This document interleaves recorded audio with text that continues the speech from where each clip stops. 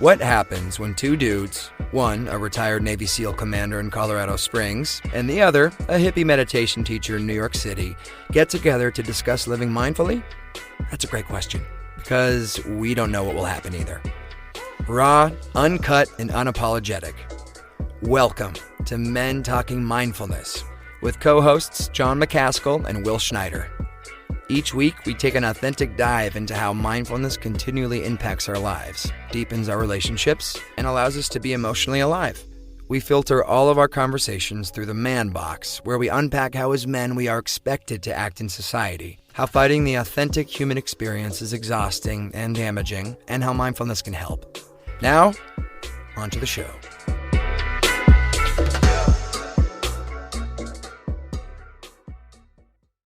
Hello, everybody. Welcome back to Men Talking Mindfulness. This is Will Schneider. I'm taking over the introduction today because we have a very special show with a very special guest at a very special time in their lives. Our guest today is our one and only Jon Macaskill. In this episode, I'm going to interview Jon about what life is like 1 year, Jon, after transitioning from military service as a Navy SEAL and into civilian life. So please, and there's a little bonus here. So we're going to do a lot with this particular topic about transition and military transition. We're also going to have a special green room episode on August 12th at 12:30 p.m. Eastern time. So we're going to have a community discussion on this topic. So you can ask Jon questions about military transition directly. And also we have our live feed here today as well. So if you have some questions, I'll try to get to as many as I possibly can. I have a lot of questions. I'm curious about Jon and this 1 year anniversary of being out of the military and now being just a regular folk, just like me, Jon. Okay. Right. And, and just before we kick off the show, give us a little bit of give us some love on MTM. So please, if you can right now, take a screenshot and post it to your social and tag Men Talking Mindfulness, tag myself at Will Not Fear, tag Mindful Frogman over there, Jon Macaskill. And this helps us to grow our community and spread the loving message of mindfulness and everything about mindfulness and how it can help improve your life. Just announcement before we kick off and I introduce Jon, our guest today. We have James Nestor. He has changed we had a change in date with him. He's going to be on our show August 24th at 12:30 Eastern time. You can see Jon over there. He has our MTM shirts on.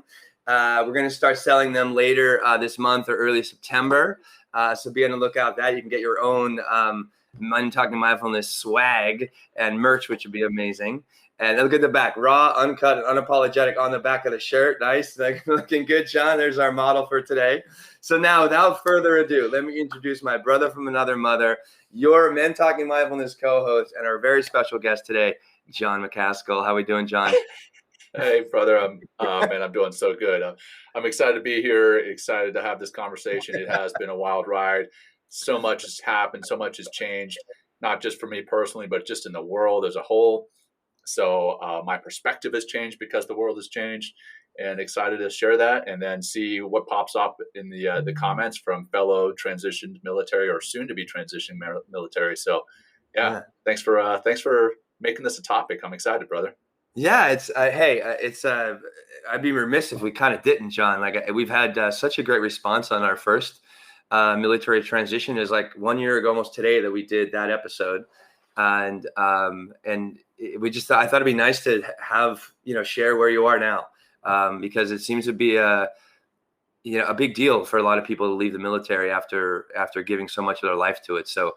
I'm sure we can help them, or you can help them, Jon, and our platform can help them maybe have an easier way out of the military into something that they love to do. Right. So thanks for allowing the platform, man. No, yeah. Well, you too, Jon. You are the co-host and you're the guest. I mean, you're so special today, Jon. I hope one of these days I get a chance, to be the special on the show. For sure. We'll figure out next week, man. Maybe next week. Yeah, right. So we'll kick off with our grounding practice. Yeah, we'll work with that. Any other kind of business or anything we need to discuss before we kind of kick into that, Jon? No, I think you covered it all, man. Yeah, the shirt, James Nestor, helping to promote the show by taking that screenshot and sharing it and tagging us. And yeah, that's that, man. Let's get into the grounding practice. So I'll take it away, Jon. Thank you. Yeah, I'm actually sitting here in flip-flops, and I just kicked them off just so I can truly ground myself and get my feet on the ground and feel that ground underneath the soles of my feet. Word. So as we always say, if you're watching or listening, uh, we encourage you to close your eyes if you feel comfortable and it's safe to do so. Please don't do so while driving or around any place where it would be dangerous to do so. But we want to just help you to ground yourself today in the day or in the show as you listen to the show, so that you can be focused and quieten your mind, kind of tune out some of the noise that life throws at you, the chaos that comes at you. So here we are in Men Talking Mindfulness, grounding practice number 1. Bring your attention to your breath. Very intentionally focus that attention specifically on the physical sensation of breathing. We're not going to do any forced breathing just yet, but just notice the breathing in and breathing out. The expansion of your lungs as you breathe in, and the contracting of your lungs as you breathe out. Truly visualize the miracle that breathing is. Imagine all that air going down into your lungs, providing that life source for you, that oxygen. And then as you breathe out, breathing out the carbon dioxide.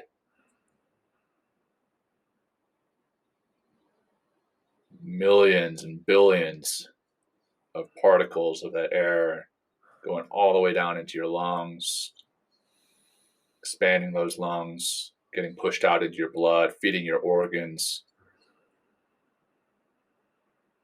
and the reverse happening on the way out.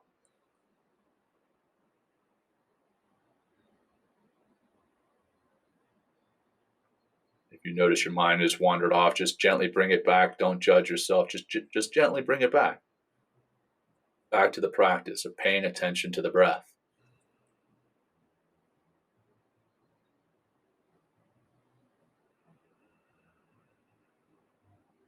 And now let's just close together by just doing one big cleansing breath. Begin by breathing out all your air. Bring your navel to your spine. Breathe deep in through your nose if it's comfortable. Inflating those lungs. Hold that. And relax, letting it out nice and slow. Slow, slow. Now just bring yourself back on your own time. Start to blink your eyes open or refocus your gaze. Bring some movement back into your body. And here we are, short and sweet. And that grounding practice is actually tied to the book that we're going to be bringing James Nestor on to discuss here in a couple of weeks. The imagining those air particles going down into your lungs and the oxygen and carbon dioxide transfer. And there's a lot of conversation in the book about the importance of carbon dioxide. And we all think that it's a toxin and that we just need to get it out of our bodies, but it plays an important role in the oxygen and carbon dioxide transfer. So check it out. James Nestor coming on in a couple of weeks. And very excited to be talking about this topic today: military transition, mindfulness in military transition, and then my own personal experience. And it's funny, it worked out perfectly, Will. Like just yesterday and the day before, I was in a workshop. I was on the other side of that transition line, if you will. Yeah. Where 2 years ago, I was sitting in the seats being taught about transition and what transition is going to look like, and the various things that people were excited about and anxious about. And this time I was actually teaching, and we asked at the very beginning of the class, what are some things that people are excited about? What are some things that people are anxious about? And I'm sure throughout the show today, some of those things are going to pop up. But just real quick, one of them was the unknown. People are anxious about the unknown. You know, in the military, you wear a uniform every day. There's so much known. There's so much structure. Right. And then when you get out, you don't know what job you're going to do. You don't know what your day to day is going to look like. You don't even know what you're going to wear. I mean, down to the nitnoid details. You don't know what you're going to wear every day. So yeah, it's going to be an interesting conversation today. So over to you, bud. Hey, yeah, I'm taking charge there, John. just put your commander thing, aside and let me. No, I'm just kidding. Yeah. So, well, let's just jump right in, John. And everybody out there, thanks so much. You can put your questions over on the side if you like. So tell us, John, 1 year later, like, what are you doing with your time now? Like, what's it been like? Yeah, well, it's definitely different than what I had envisioned. I mean, last year at this time, right after I gotten out, I was working a regular job. I was working for a nonprofit, but I was working a regular job. Now I've since left that nonprofit and I'm working as an entrepreneur doing my own thing. And every day is different. Every day looks different. There you literally, go. And I'm loving it. It's not what I thought. Like, when I had envisioned the life of the entrepreneur and envisioned that uncertainty every day looking different, that actually initially produced some anxiety in me, much like I was just talking about, that unknown. Yeah. And now I look forward to every day because I'm driving what that schedule looks like, right? Yeah. And I can say no. That's one thing that we that's too often in the military is being able to say no. If somebody calls me and they're like, hey, can you do this? Can you do that? Back in the military, I would have to say, Roger that, and take my marching orders and do it. Now I'm my own person and I can say, you know what? I don't have time for that, or it doesn't align with my ideals and values, or you know what? I just don't want to. Yeah. So that's a great feeling, the ability to say no on the other side. But yeah, a lot has changed since the last time we spoke about this. The last time I just gotten out, I think I was down in Florida, and I was going through that kind of cocktail of emotions: happiness, sadness, anger, frustration, excitedness. And there's still a little bit of that. But since then, my family and I have moved out to Colorado. We were living in an RV this time last year. Now we've got a house, a small ranch. I've got an additional child in the mix. Amazing. So a lot has happened, but loving life, and I'm blessed beyond measure, man. Yeah, well, you have some horses and chickens as well, right? I mean, you're like horses and chickens, and the chickens are finally producing eggs, man. Finally. There you go. The first three of which my baby girl, my 4-year-old girl, dropped and broke. So but yeah, moving on. She's got to learn. Got to learn for sure. Yeah. Well, what is you mentioned in our and if everybody out there, if you want to go back and listen to the first episode, go right ahead. I listened to it earlier today just to kind of get more in touch with this topic. And one thing you mentioned back then, John, was not being attached, or not being a part of the SEAL teams anymore and losing kind of that military tribe. So what is that experience like for you right now? Oh yeah, that's a big one, right? I mean, it's like a family. And that was one of the concerns that was voiced in this military transition workshop that I was a part of is you do have, when you put that uniform on and you volunteer to put that uniform on, not everyone, but the large majority of those who serve have a heart of service. And when you have that heart of service, you bond with those others that have a heart of service. And then taking it further than that, taking it to the battlefield where there is no place to forge a friendship, a brotherhood, a camaraderie like the battlefield. We all like to talk about fighting for freedom, fighting for America, but when you're actually on the battlefield, you're fighting for the guy and gal right next to you. You're not fighting for this grand image of freedom or unity or America. I mean, when you get back, that's what you've been doing. But at the granular level, what you're doing is fighting for yourself and for the person next to you. And that's going to create bonds like you haven't had and that I haven't found in other places. Yeah. So there is that feeling of loss of tribe. And what I've found, the only way to fill that void is by creating another tribe. There you go. It's not going to be the same, but you Right. can have wonderful relationships. I mean, you and I feel like are brothers bonded in a much Absolutely. different way. We're fighting And I chaos. feel that's exactly right. Fighting chaos. And I feel that that brotherhood that we have it's certainly not the same as it would be with a battle buddy, but it is very strong. And Yeah. knowing that you can still form very strong bonds on the outside and still be part of tribes, and that's been hugely helpful in my mind in overcoming that anxiety of losing the tribe. So absolutely, I mean, I still miss it. I miss some of the work that we were doing. I miss the brothers, but I still reach out to them regularly, or get texts from them, or emails, or whatever. And we still, it's like we haven't missed a beat. Yeah. I mean, today is August 6th, and 10 years ago, we actually had a really disastrous event. Yeah. Extortion 17 was a helicopter that was shot down. Another helicopter, yet another one that was shot down with a bunch of folks on it. SEALs, Air Force, combat controllers, and then the Army Night Stalkers who were piloting the thing. And we lost 31 heroes.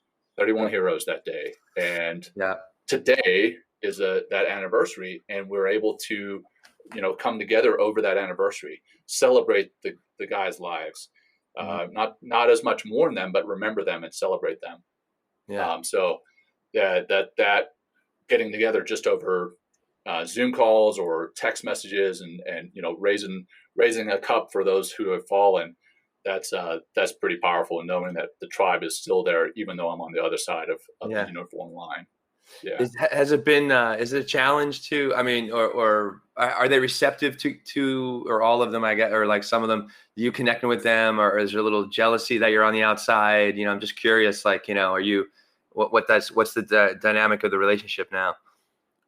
Yeah. I don't know that there's jealousy, because at some point we're all going to be on the other side, but there's definitely questions.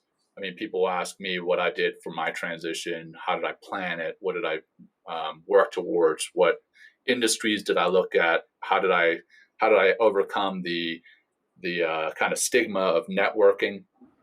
And that's that was a big one, is understanding how important leaning on other people who have gone before you is. But I don't know that there's a jealousy. If there's a jealousy, it may be the other way around. When my guys are telling me, hey, I've got to go because I've got to go jump on this helicopter for training, or I see in the news that special operations are doing good things.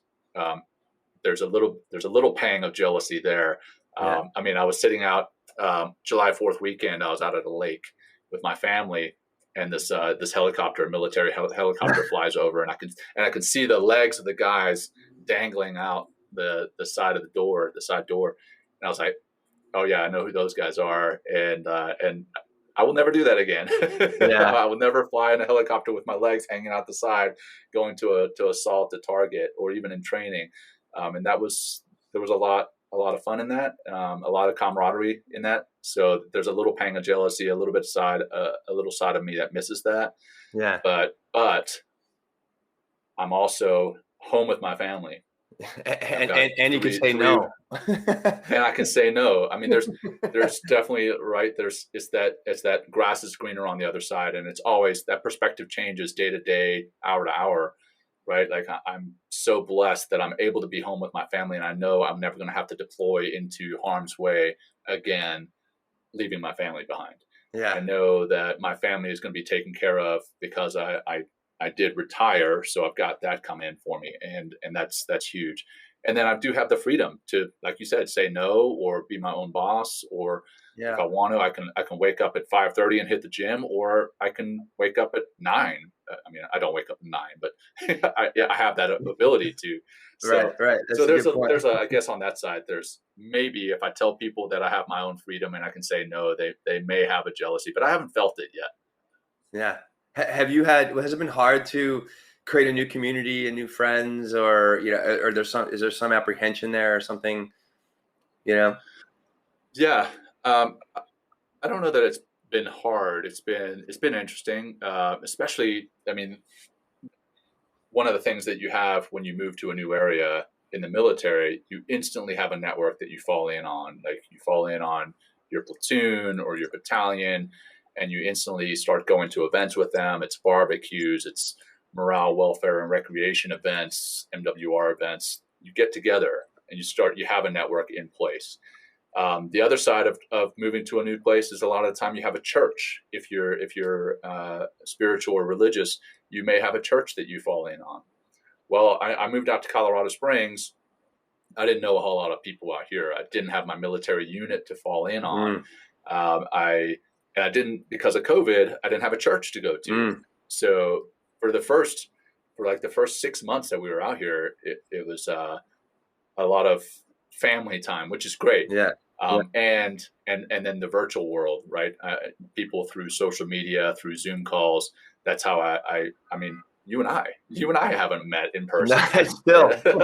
And yet I still consider you one of my best friends. Your word. Yeah. Thank you. Me too. And I think a lot of people are in that spot right now. But military transition during health pandemic was interesting, to say the least. I mean, the plan originally was to get in the RV and spend 6 months to a year bebopping around the country. And we spent 6 months in the RV, but of that 6 months, only about 2 of it was traveling, because when we would get to certain spots, they would be closed because of COVID. Yeah. That's not so much about transition, but that's just about the year that I happened to retire was a bizarre year to get out. Yeah. But since I know COVID with the Delta variant is back up on the rise, but we've with the vaccines and people starting to get to some semblance of normalcy again, I've been able to meet people here who were either in the military or are connected with some veteran network, or quite honestly have nothing to do with it. And that's refreshing in and of itself. Yeah. But I think where you start to get uncomfortable making friends is if you continue to wear this, I mean, not literally, but inside you wear this, hey, I'm military, you weren't, we can't bond. Well, you got to drop that. We're all human beings. And once you realize that we're all human beings and we've all got our own very valuable experiences, then you can start to make friends in and out of uniform, those who have served before and those who haven't. Yeah. And that's what you got to put behind you. Nice. Yeah. One thing after listening to that first episode we did a year ago, what really kind of struck me was the fact that you had just actually that night before or the day before we had that live stream a year ago, you had just watched, I forget the Boston Bomber movie. Something like that, right? And you had mentioned because of that you no longer have an enemy to fight, which I thought was like, wow, like you were like 24 years in the military, always being told what to do, all this structure, always like kind of outward facing a lot of ways, in a sense of like protect your brother and also like protect yourself against the enemy. And here you are, a civilian, a year later, and you don't have to go to battle anymore. Have those feelings been something to, have they subsided, or is there more anxiety around that? Like, where are you in that ballpark? Yeah, yeah. I'll be honest, man. A lot of my perspective has changed in the last year, and I may receive some blowback for this. Go for it, brother. Raw and uncut, unapologetic. But raw and uncut. Yeah, that's right. But I think that there was more of a perceived enemy. I think again, we're all human beings, and I don't want to sound too hippy dippy, but I like think that John. When it but if I take a step back and I say, okay, what did I do when I served? Most of my time was in the Middle East. Okay, and I do believe that what we did helped to prevent the enemy from coming to our shores again in the way that they did, like on 9/11, right? But I also think that in some ways we may have created more enemies by being there in country. I remember being on target and taking these men from Target, these possible quote unquote bad guys from Target. They were still alive. They were not dead. We would take them off Target because they were suspected bad guys, and their children were there. Their wives were there, and they were crying. And in my mind at that point, I was just like, hey, whatever, this guy's a bad guy. We're taking him to be questioned and find out more about more bad guys. Again, quote unquote bad guys. Now looking back on it as a father and imagining another country's military force landing a helicopter in my yard, coming and taking me from my family. Again, I think a lot of the work that we did was great work. Yeah. I do. And I still fully believe in it. But I also believe that at times we may have caused more enemies, because I know that if I'd been a child and I saw this, what I perceived to be an invading force. I'm not saying that we were. I know we were the defending force, but what I perceived to be an invading force coming and taking my father away, or if I was a wife, coming and taking my husband away, that would turn me into a pretty jaded person. Yeah. So I say all that to say, a year ago, my perspective was I was missing an enemy to fight. Now I think with a lot of time to actually really think about what it was we did, I think that the perspective has shifted quite a bit to one of, I think we did great work, but I think we may have done some harm as well. And now I feel that I can try to heal that harm, maybe not directly, but just in humanity as a whole, in doing some good and doing what we're doing, the kind of work that we're doing with teaching meditation and mindfulness. So that's a good piece of what I'm feeling today. Well, it also sounds like you developed a stronger sense of compassion. You know, I guess not being around that kind of hive mentality of the military in the sense of like enemy, you know, whereas like now it's like, you know, that's been taken away. The tribe is not as attached. And here you are a year later. I mean, speaking beautifully about, you know, really looking out for other people, regardless of who they are, where they are from, you know, what they look like. And that's really that's very heartening for me to hear, you know, just as another fellow human being. So really, thanks so much for sharing that. Yeah. That's where mindfulness, I think, comes so much into play, right?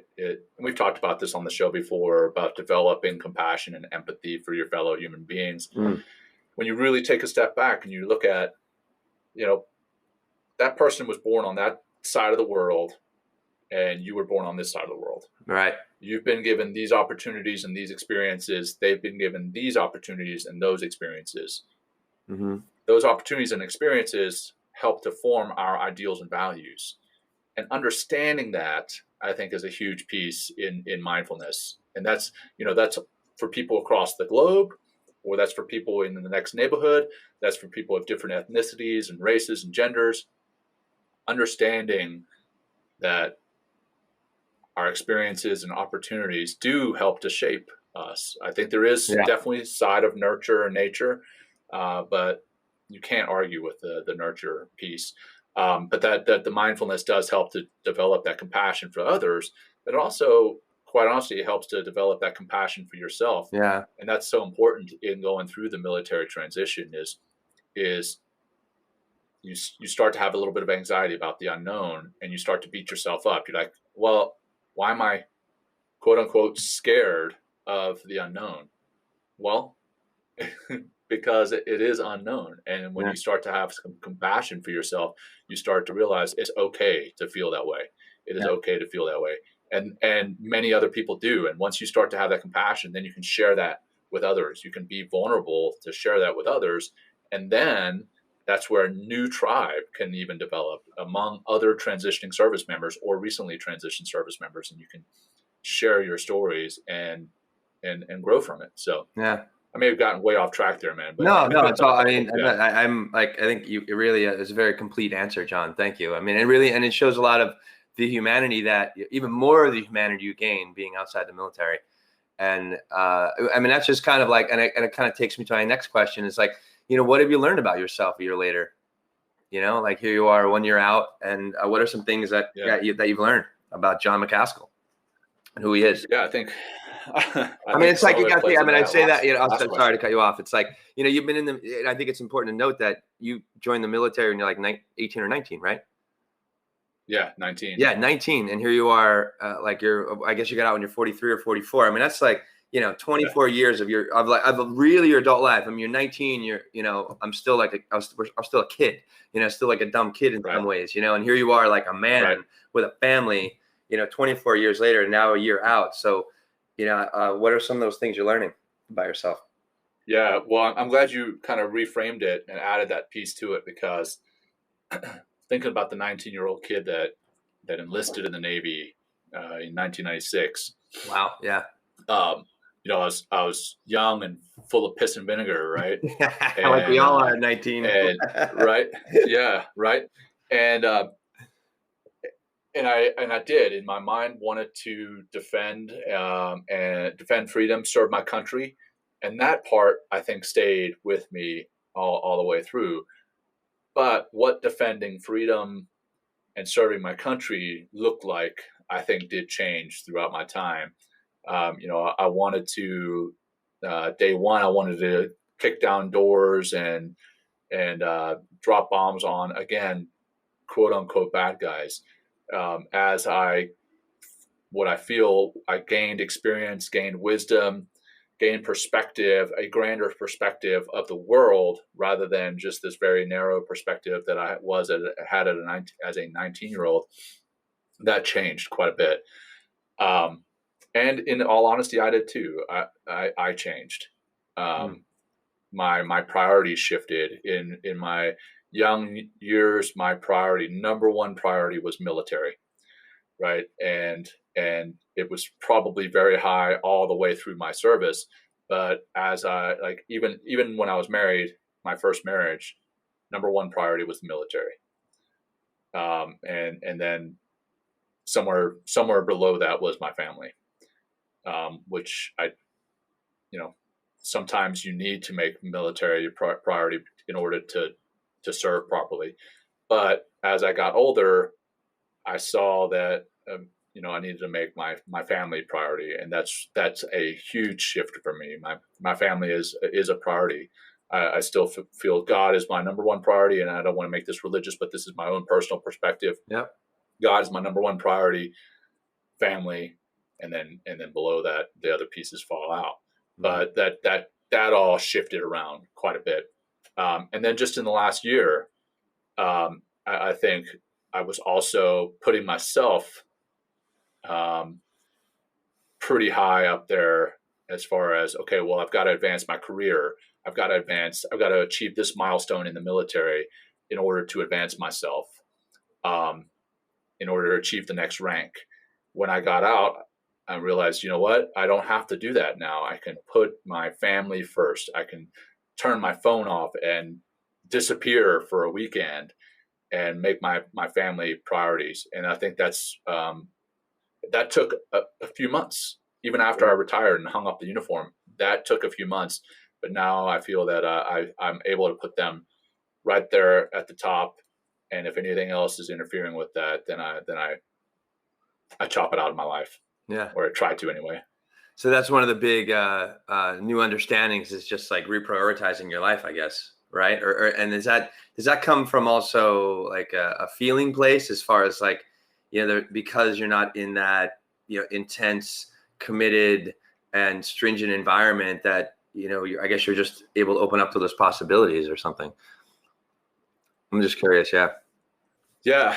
I think it's a little bit of both, but I think the tools that I have learned to use, specifically meditation and mindfulness, that has opened up my mind, opened up my heart to the other experiences in the world. And that's allowed me to, again, change that perspective.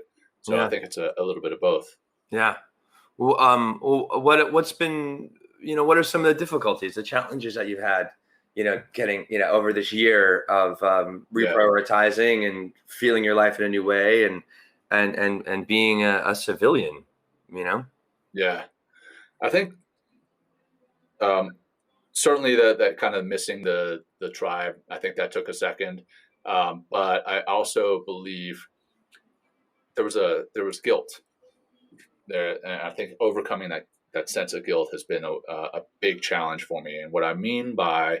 guilt, I mean in leaving my brothers and sisters behind in this combat service to continue to fight the good fight.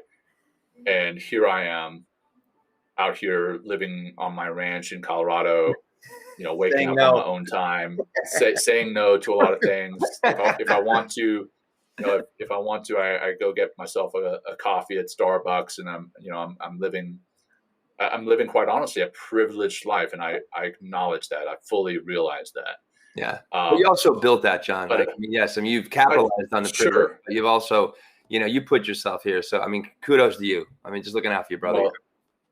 Well, thank you, man. I appreciate that. And it is things like that help to kind of overcome the guilt, is knowing that I did my part, right? I played my part in the military and built this life of mine, but it's still there's still a feeling as though you're leaving your brothers and sisters behind in that tribe, excuse me, in that tribe. And then how I've overcome it is giving back, like going to this transition workshop that I went to yesterday and helping those who are soon to be transitioning, or helping those who are soon entering the military, telling them what to expect. I get phone calls and requests all the time to speak to those who are entering the Navy or entering the military, and they want to be part of special operations. They want to know what to expect. By giving back, that's helped me the most to overcome that guilt, is that I feel that I'm still serving, even though I may not be wearing the uniform. I still am serving my fellow brothers and sisters in that capacity. What are some of those some of those answers to those questions about people that you I know it's a transition topic, but people that want to enter, like, what do you tell somebody that wants to go into special operations? Like, what are some of the the like pillars of, like, hey, like, look at these things or something like that? Yeah. Well, I always ask them initially, I'm like, okay, so what's your goal? What's your goal with special operations? And what I hear from those specifically who want to go into the Navy SEALs, well, I'll hear two things. One, somebody will say, well, I want to go to SEAL training. Okay, well, if that's your goal, then you're doing things wrong. And maybe you want to look at something else. If your goal is to truly serve in special operations and be a SEAL and serve beside some of the best that are out there, you're going to need that. In order to make it through training, that's the goal you need to have. In order to get to training and then get through it, that's the goal you need to have. If you just have, I want to go to SEAL training so that you can tell your buddies or your girlfriend that you went to SEAL training, a lot of the time that's not going to get you through. And then you end up just being another person who fell by the wayside. Now, I will also say that those who go and try and don't get through training, there's nothing wrong with those people. I still feel they're patriots. I still think they're incredible people. I know tons of great people who have gone to special operations training and not made it through, and then gone on to serve society, serve in the military as incredibly successful people. And it goes back to the Teddy Roosevelt Man in the Arena, right? You would never know failure if you hadn't tried. And it's better to know failure than to have never tried. So I applaud those who go out to special operations training and don't make it. But what I do tell people is, some kids, they're 19 years old and they're basically me 25 years ago, and they're telling me, oh yeah, this is the workout that I do. I hit the pool every day. I do this kind of running and blah blah blah. I'm like, okay, well, that's well and good, but what are you doing to prepare your mind? What are you doing to prepare your mind for the military or special operations? What are you doing to toughen yourself up mentally? Do you know what this particular branch, be it Navy, Army, Air Force, Marine Corps, Space Force, do you know what it is they do? And if they're like, well, no, I don't really know. I just like their uniform. Or sometimes you hear some wazoo stuff. But I tell them, well, educate yourself on that branch, educate yourself on that specific special operations Yeah. element. And then once you know more about it, let's talk again. So, I always want people to toughen themselves up mentally and then educate themselves. That's what I always come back with. Yeah. Well, what are some of the, you talk about that mental toughness. What is some of that mental toughness that you've seen carry into this, your civilian life now? Or there's certain mantras that you might repeat to yourself when things get challenging, or things aren't going the way that you think they should be, or something like that. Yeah, I don't necessarily have a mantra, but I do quite often look back on what I've done in the past, both in and out of the military, and I know I've overcome some obstacles. And we each have different obstacles. We each have different challenges. So I talked about being privileged before, but I've got my own demons, my own obstacles that I've overcome. Yeah. I've overcome, just the physical and mental training for the SEALs. And I look back on that. And when I face a challenge with my family, when I face a challenge with work, I say, you know what? I have overcome my absolute worst day in my life, whatever that worst day may be. I got through it and I'm here. So whatever life has to throw at me, I can overcome that too. I can get past that and grow from it. So I guess if you wanted to call it a mantra or turn it into a mantra before or something. I think what I would say, sorry, I keep moving around because I'm on this incredibly uncomfortable stool in my office, but anyhow, I say that as I'm talking about mental toughness. I get it together, Jon. Come on. Right. So but I think if I were to turn it into a mantra, it would be something to the effect of, I have overcome and I can overcome.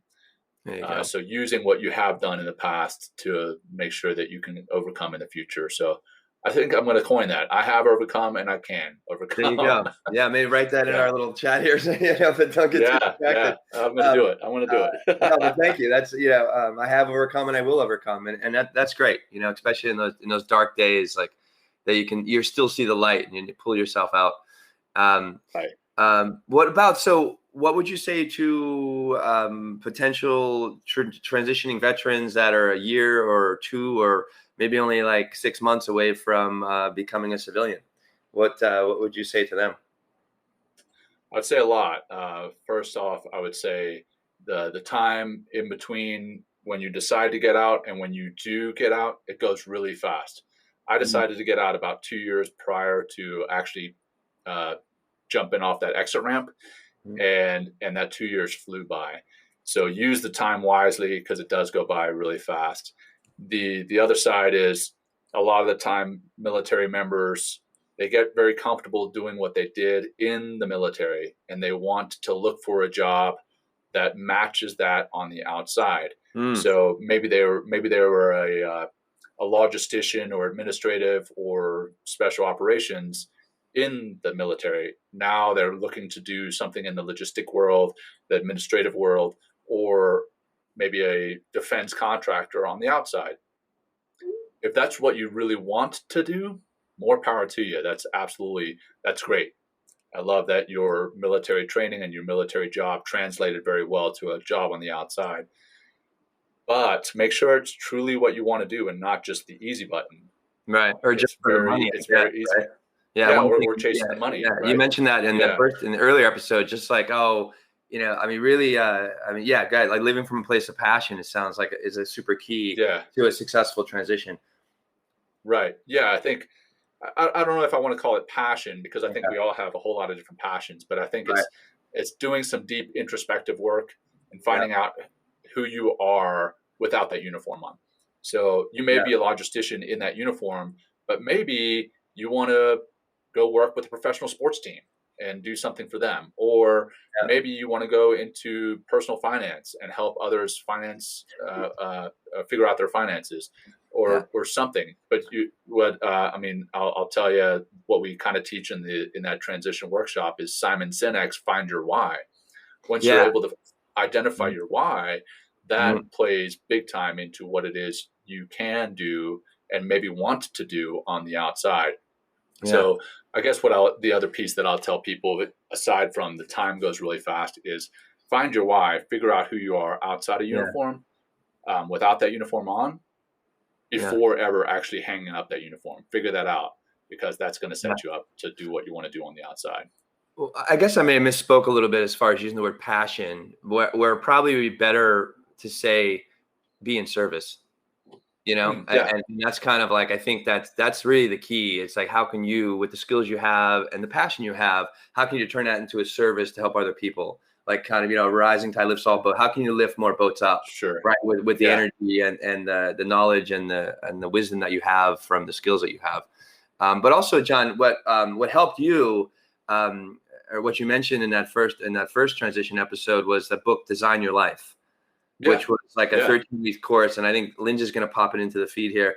And tell us, and I think that's, I mentioned that because that's something it sounds like it's helped you tremendously, right? Realize, because I remember in that first episode, you were saying, it's like, I just don't want to work for money. I want to do something that's more Yeah. meaningful. And really, like, instead of just digging in haphazardly and but really doing some work. This is like, I think Design Your Life was, you want to take us through that, was like 13 weeks or something? Yeah, well, I forget how long it was. It's a book and a workbook. And as a matter of fact, I don't know if you looked, but I was scrolling through my phone here. I just joined the course. There's actually a course that's taught by There you the go. authors. Mm-hmm. But Designing Your Life is basically, it forces you to do, again, some of that deep introspective work without calling it meditation or mindfulness. But you do. I want to say it was 3 or 4 weeks walking around with this book, literally writing everything that I did in it. So, I would write down, hey, I just had a meeting with these people. I went for a run. I did a phone call. I worked on a PowerPoint, whatever. And I did that for 3 or 4 weeks. And after each event, you write, okay, that event, that task, whatever, it gave me energy or took energy away from me. And then at the end of that 3 or 4 weeks, you look back and you look at what allowed you to get into that state of flow, or what gave you energy, or what took energy away from you. And you want to set yourself up to more regularly get into that state of flow. Do events that gave you energy. Do tasks that gave you energy. And then after you do that, you do some mind mapping. Quite literally, you draw, like, in the center of a page, you write down what it is that excites you in life, just like 1 or 2 words. And then outside of that circle, you write 5 or 6 other words that are related to that word. And then eventually you expand until you fill up the whole page, and you have this outer ring of circles that are important to you. And that helped me to identify that I wanted to work with people. I wanted to help people. I wanted to lead people, and I wanted to get them to lead and live their most fulfilling lives. And I would never have known that if I hadn't done the Designing Your Life workbook or some of these other transition workshops that I did. Yeah. I did the Honor Foundation and the Commit Foundation, and some other. Tuck Next Step was a program that I went to up at Dartmouth Business School.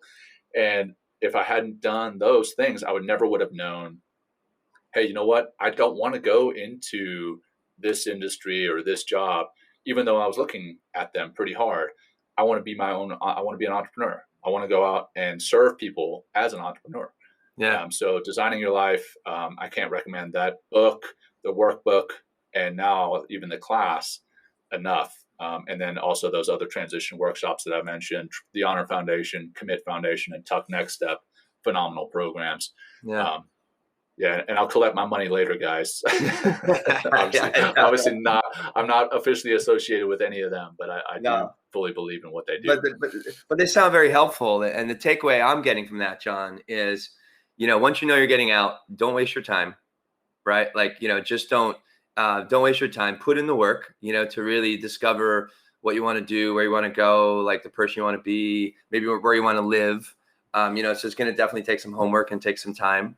It sounds like also don't be afraid to ask for help. It sounds like the military gives a lot of help around transition. Because with that, with that much help, John, it sounds like it must have came from a place of a need, veterans were having a lot of time or a lot of difficulty getting out of the military. And it sounds like they really have woken up to that challenge. And, here they are saying, okay, look, we have transition courses. We have, guys like you coming in, like just like 2 days ago, talking with them about transition. So it definitely, like, the tools are out there, it sounds like, within the military. And there's definitely, no shortage of find yourself kind of books out there, on the bookshelf. So do the work, right? Right. Yeah. A lot of the onus is on you. There you go. I mean, the military internal to the military has what's called the Transition Assistance Program, which is quite honestly, it needs an overhaul. The Transition Assistance Program is anywhere between 3 and 5 days, and they teach you how to interview. They teach you what you should wear to an interview. They teach you how to write a resume. All that's important. Don't get me wrong. Right. That's basic. They don't do, yeah. It's very basic. They don't do some of that deep work. They don't address the guilt that you may feel. They don't address the loss of tribe, loss of purpose, loss of identity. These other programs are actually outside of the military. They're nonprofits, most of them that do this work, and there's no shortage of them. But you personally need to do the work to find those programs that work for you. And then once you're in the program, trust the process, go through the process, work through it, find your why, do your homework, pursue your purpose. It depends on, which program you're going through, but you find yourself in going through that work. Yeah. And that's important to have found yourself again, what and who you are out of uniform before you ever hang up the uniform. That's probably another phrase I'm going to coin, man, right there. Trademark. There you go. Trademark it, John. We'll put it on our next t-shirt or something like that. Yeah. All right, so last question. So you talked about identity, who is Jon Macaskill today, 1 year out of the military? Whew. A year ago, or maybe just over a year ago, if you'd asked me who I was, I would have said the standard military response. I'm a Navy SEAL commander.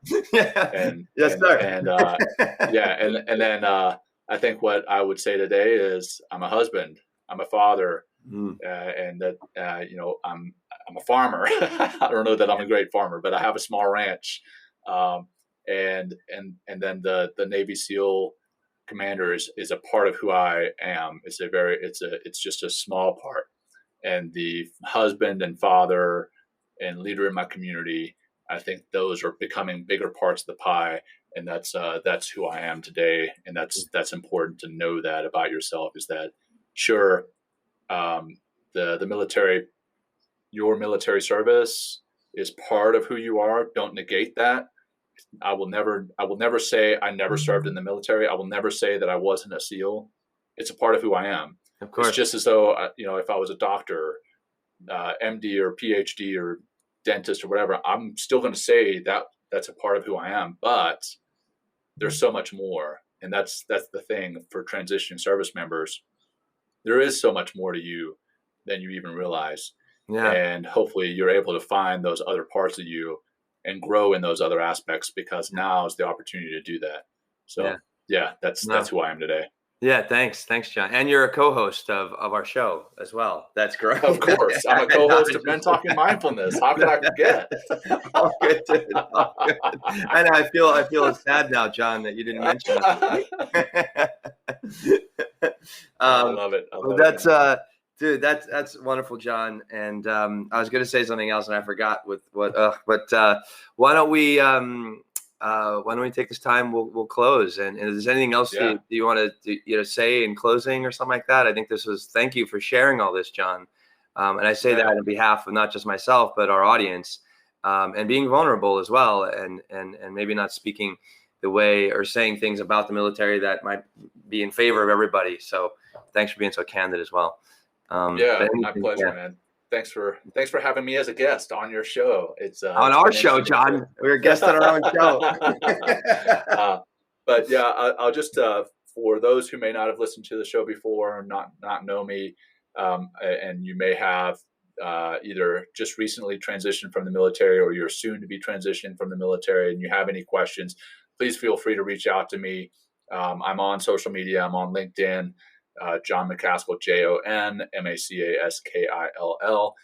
That's where I spend most of my work, or you can email me directly at john@MacaskillConsulting.com or john@mentalkingmindfulness.com. Either way. So here I am. Awesome. Well, great. Thank you. Thank you so much. I'll take us away in our little grounding practice. Let's do it. Yeah. Well, just like, yeah. Hey, before we close, hey, take that screenshot if you haven't yet and post it on your social and tag at Men Talking Mindfulness and at Mindful Frogman and Will Not Fear, please, just to help us grow this community, because we really want to just serve as many people as we can and the gifts of mindfulness. So thank you for being here today with our audience. And we'll just close with a very simple grounding practice, just so we can continually practice and understand how simple it is to calm ourselves down and ground ourselves and be more present in our lives for ourselves and other people. So whatever you are, whatever you're doing, just stop. If you're driving in a car, just keep with the breath. It's all good. If you can close your eyes and take a comfortable seat and create a nice little long spine, then go ahead and do that. Or if you're somewhere else walking around, maybe just stop and gaze at the horizon or something beautiful that's in front of you. And we'll just exhale the breath out the mouth, nice and simply. Really drop through that exhale, like down into your sit bones or down into your feet, right? And then greet that with a nice smooth inhale through the nose. And exhale out your mouth. I'll get a couple more breaths in through the nose. Out through the nose. A few more in through the nose. Out through the nose. Now, the last 4 rounds, we're going to inhale for 3 seconds and exhale very slowly all the way for a long count of 6. We're going to do this for a few rounds just to change the dynamics. We're going to have James come on August 24th to talk about carbon dioxide and how that kind of balances everything out, how it makes us feel. So this is a way to bring more carbon dioxide into our body by breathing slower on the exhalation. So exhale out to begin. And take a big inhale through the nose for 3, 2, 1, and exhale completely all the way out for a slow count of 6, 5, 4, through the nose, 2, 1. Inhale again, 3, 2, 1. Exhale slowly, 6, 5, 4, 3, 2, 1. Again, in for 3. Out, 6.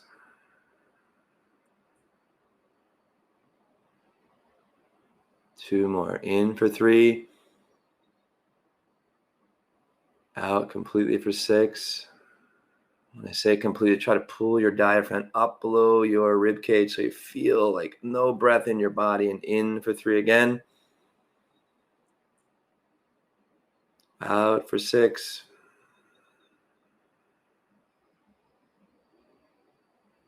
Last one. In for 3.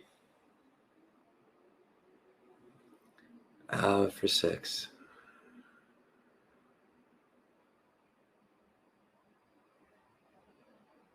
Good. Normal breath. Take a moment, feel how you're feeling. Just take notice.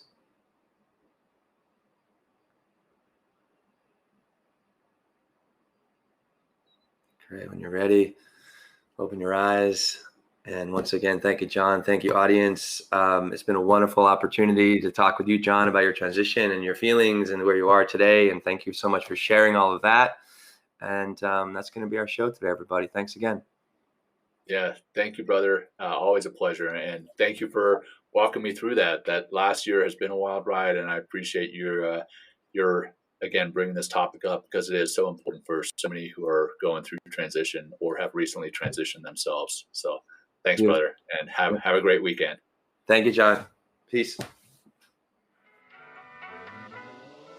Thanks for joining Will and Jon on Men Talking Mindfulness. If you enjoyed the show, please like and share it with your friends and family, and please, we would appreciate a review too. Until next time, this has been Men Talking Mindfulness. Thanks for showing up.